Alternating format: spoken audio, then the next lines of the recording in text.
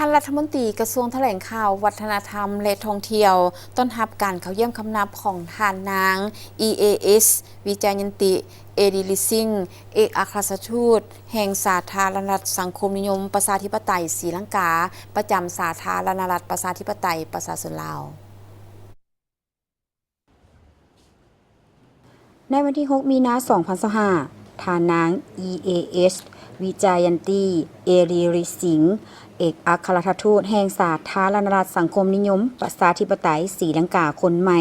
ประจำสาธารณรัฐประชาธิปไตยประชาชนลาว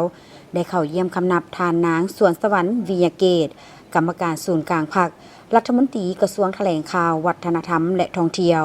จุดประสงค์เพื่อพบปะในโอกาสมาดำรงตำแหน่งเป็นทูตคนใหม่ประจำสาธารณรัฐประชาธิปไตยประชาชนลาวโดยมีสำนักงานการทูตตั้งอยู่ราชอาณาจักรไทย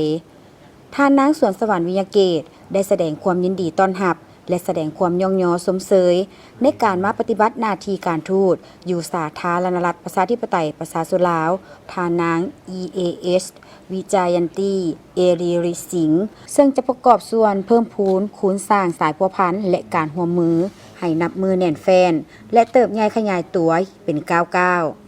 สาธารณรัฐประชาธิปไตยประชาชนลาวและศรีลังกาได้สั่งตั้งสายพัวพันธ์การทูตน้ำกัน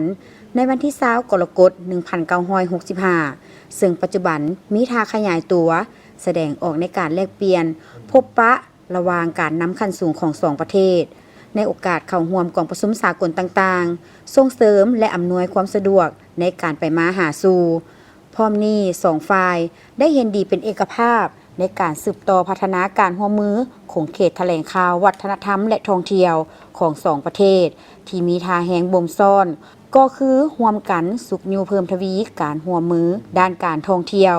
ซึ่งทั้งสองฝ่ายเห็นดีโดยพื้นฐานจะสร้างคณะประสานงานด้านวิชาการเพื่อสืบต่อปรึกษาหารือห่างสัญญา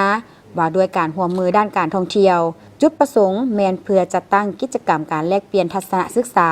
บรรดาแหล่งท่องเที่ยวต่างๆระหว่างนักวิชาการร่วมกันจัดตั้งกองประชุมสัมมนาส่งเสริมเวียกงานการท่องเที่ยวทางด้านวัฒนธรรมและศาสนา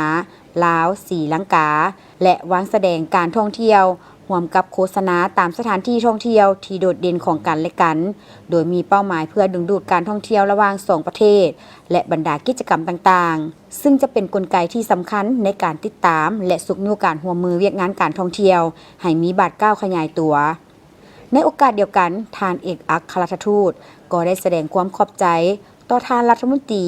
ที่ได้ให้เกียรติต้อนรับอย่างอบอุ่นในครั้งนี้พร้อมทั้งยืนยันว่าจะสืบต่อร่วมมือกับทุกแขนงการที่เกี่ยวข้องของสปป.ลาวปฏิบัติหน้าที่การทูตให้ประสบผลสำเร็จตามเป้าหมายเพื่อเป็นขัวต่อเสริมขยายมูลเสื้อสายพัวพันธ์และการร่วมมือระหว่างศรีลังกา